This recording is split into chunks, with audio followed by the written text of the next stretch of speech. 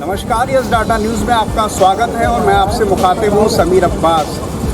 इल्म फ़न के चमन में गुलाब बन के रहो, जवाब मिल ना सके लाजवाब बन के रहो। और लाजवाब इंसान को सिर्फ इल्म नहीं बनाता, उसका किरदार बनाता है, उसकी अज़मत बनाती है, उसका विकार बनाता है। और उसका एक जीता जागता उदाहरण बरेली से 25 किलोमीटर की दूरी पर सेथल में आज सामने नज़र आ रहा है। आज एक क्लिनिक भी स्टार्ट हुई है मिडविन नाम से। मैं इसके बारे में भी जानूँगा कि ये नाम क्यों रखा गया। देहरादून से MBBS करने के बाद कई साल जो है मैक्स अस्पताल देहरादून में, जहाँ बड़े बड़े VVIP का जो इलाज होता है, ND तिवारी का भी बड़े लंबे अरसे तक वहाँ इलाज हुआ मैक्स अस्पताल में। इसके अलावा कैलाश अस्पताल जो देहरादून का लीडिंग अस्पताल है, वहाँ पर डॉक्टर हिसार मेहदी ने जो है अपनी प्रैक्टिस की, कई साल वहाँ खिदमत की। और ख़िदमत से बेहतर ये है कि जो उनके अंदर इंसानी जज्बा है वो बहुत बड़ा है। उसका जीता जागता उदाहरण कोई और नहीं, मैं खुद ही हूँ। क्योंकि मेरी फैमिली हो या और भी जो मेरे जानने वाले थे, उनके लिए कभी मैंने डॉक्टर हिसार मेहदी साहब को फ़ोन किया तो उन्होंने मुंह नहीं मोड़ा। यकीनन बहुत बड़ी बात है। उनसे जुड़े हुए तमाम लोग हैं, उनके भाई हैं और मौलाना भी हैं। देखिए, मैं सबसे पहले तो आपके चैनल का शुक्रिया अदा करना चाहता हूँ और फिर एक थोड़ा सा इस्लाह भी करना चाहता हूँ। आप इसको क्लिनिक कह रहे हैं और आपने जो शेर पढ़ा उसी से मिला के मैं एक और शेर पढ़ देना चाहता हूँ कि चिराग बन के रहे तो हवा बुझा देगी। ये मशवरा है कि तुम आफ्ताब बन के रहो। ये अस्पताल चिराग नहीं है बल्कि ये एक आफ्ताब है। डॉक्टर हिसार मेहदी साहब, इनकी जो शख्सियत है, इनकी जो पर्सनालिटी है, इसके पस मंज़र में इनके बुज़ुर्गों का, इनके वालिद मरहूम का और इनकी वालिदा का और इनके बुजुर्ग नफीस साहब, इन सब का बहुत अहम रोल है। चूँकि एक मजहबी घराने से ताल्लुक़ रखते थे और उनके हज़ारों स्टूडेंट मौलाना तौक़ीर साहब के पूरी दुनिया में फैले हुए हैं। उनके ये साहबजादे हैं, उन्होंने इनकी तरबियत की। और जब कोई धर्मगुरु, कोई आलिम दीन अपने बच्चों की तरबियत करता है तो वो खिदमत के जज्बे को फूट फूट के बढ़ देता है। ये देहरादून में थे, मैक्स हॉस्पिटल में थे, बड़ा अस्पताल था, वहाँ VVIP जाते थे जैसा आपने खुद कहा।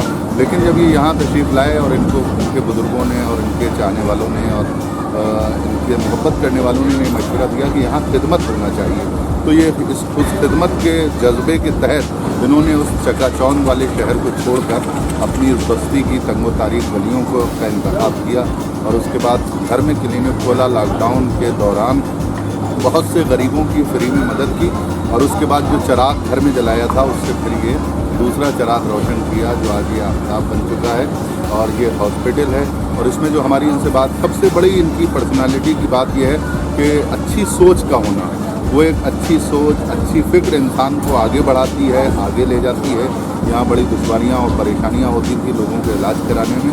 अब खुदा का शुक्र है जब ये एक अस्पताल खुल गया है तो इसके ज़रिए से उनकी खिदमत होती रहेगी। ये खुद एक अच्छे डॉक्टर हैं, बड़े अस्पताल में इनकी प्रैक्टिस थी। उनके ताए यहाँ मौजूद हैं जो उनके वालिद की जगह हैं। कायम साहब यहाँ तशरीफ़ फरमाए जो इनके ख़ानदान के अजीज़ भी हैं और बहुत करीबी भी हैं। मैं इन तमाम हज़रात को और इन तमाम अफराद को, तो डॉक्टर साहब को बहुत बहुत मुबारकबाद देना चाहता हूँ। और पूरे कस्बे ने दुआएँ दी हैं लॉकडाउन से लेकर आज तक और उन्हीं दुआओं के सहारे इंशाअल्लाह ये कारवां आगे बढ़ेगा। मैं इसी सिलसिले को आगे बढ़ाऊंगा और एक शेर के ज़रिए से अपनी बात करूँगा।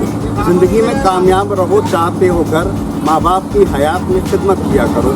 और डॉक्टर हिसार मेहदी ने हयात में रहते हुए तमाम खिदमत की और यही नतीजा है उसी का कि अस्पताल बहुत मामूली बात नहीं होती, अस्पताल खड़ा करना, और उससे बड़ी बात होती है उसको चलाना।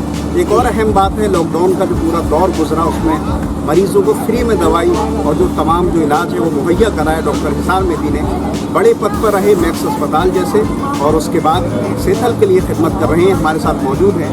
मैं आपसे ही जानना चाहता हूँ ये जो ख्याल है अस्पताल खोलने का, ये कहाँ से आया और जो क्या क्या जो फैसिलिटी है वो सेथल वासियों को मिलेगी? जी, सबसे पहले मैं आपका शुक्रिया अदा करना चाहूँगा, आपके चैनल का शुक्रिया अदा करना चाहूँगा। और जो इसकी शुरुआत हुई है, सच्चाई तो ये है कि ये एक मेरे वालिद का और वालिदा का ख्वाब था कि अपनी बस्ती में ही अस्पताल की बुनियाद रखी जाए और यहीं पे ही सेवा की जाए। तो बहुत पहले से था, लेकिन खैर वालिद का इंतकाल हो गया, उसके बाद लॉकडाउन लग गया। लॉकडाउन लगने के बाद यहाँ पे जब, तो उस टाइम पे हमने ये सोचा कि हमारे पास जो है वो करने के लिए एक मेडिकल फैसिलिटी है, अगर हम ये इस टाइम पर लोगों को दे सकते हैं। क्योंकि उस टाइम पर बरेली में सब लोगों ने देखना बंद कर दिया था, डॉक्टर देख नहीं पा रहे थे उस टाइम। तो ये एक शुरुआत की थी कि हाँ, हम जब तक यहाँ पे हैं तब तक लोगों को फ्री में दवाई दी जाएगी। पहले ये सोचा था कि भाई सिर्फ गरीबों को ही देंगे, लेकिन जब 2-3 दिन गुजरे तो उसमें ये सामने आया कि वो फिर भेदभाव करना कि कौन गरीब कौन सही, तो वो चीज़ ठीक नहीं लगी। तो फिर सभी के लिए वो चीज़ फ्री कर दी गई। तकरीबन संख्या जो थी वो 300 से 350 पर डे की थी OPD, जिनको दवाइयाँ फ्राहम की जाती थी। 350 तकरीबन लोग रोज़ आते थे यहाँ, और ये सिलसिला 3 महीने तक लगातार चला। जब लॉकडाउन ख़त्म हुआ है तब इस सिलसिले को जो है वो बंद किया गया, और उनसे सिर्फ वो दाम जो एक्चुअल में दवाई जिस दामों पे आई हुई है, उसके बाद जब हालात यहाँ के देखे गए, लोगों की परेशानियाँ दुश्वारियाँ देखी गई कि लोग यहाँ से बरेली तक नहीं पहुँच पा रहे हैं, लोगों की मिसहैपनिंग भी हो गई। कई सारे लोगों की इमरजेंसी फैसिलिटी हमारे यहाँ अवेलेबल नहीं है। हमारी बस्ती में बहुत सारे डॉक्टर्स हैं, बट किसी वजह से वो यहाँ नहीं रुक पाए हैं। लेकिन ये छोटी सी कोशिश है लोगों तक पहुँचने की, उनकी मदद करने की। जो खुद में मैसर है उसी चीज़ से कर सकते हैं। पैसा कोई कुछ टाइम तक दे सकता है, कोई मदद कर सकता है, लेकिन ये एक ऐसी चीज़ है जो ताउम्र ता ज़िंदगी और आने वाली जनरेशन में अगर आगे चीज़ें चलती रहीं ठीक, तो उन लोगों को इस चीज़ का फ़ायदा मिलता रहेगा। इमरजेंसी फैसिलिटी नहीं है, वो सारी चीज़ें यहाँ पे प्रोवाइड कराई जाएंगी। धीरे धीरे चीज़ें आगे बढ़ेंगी। आगे हमारा ICU का भी प्लान है, यहाँ पे एम्बुलेंस का भी हमारे पास 24 आवर्स का रहेगा। OT जल्दी ही इस्टेब्लिश करेंगे हम यहाँ पे। जिन लोगों को सही से एजुकेशन नहीं मिल पा रही है, पैसे की वजह से वो नहीं हासिल कर पा रहे हैं, तो वो चीज़ जो है वो फ्री ऑफ कॉस्ट वो यहाँ पे उसकी तामीर की जाएगी। मैंने अभी यहाँ पे बेड सिस्टम स्टार्ट किया है, जनरल वार्ड्स में यहाँ पे बनाया है मैंने। यहाँ पे किसी भी चीज़ से जो है कम्प्रोमाइज़ नहीं किया गया है, और पूरी तरीके से साफ़ सफाई का ध्यान रखा जाएगा।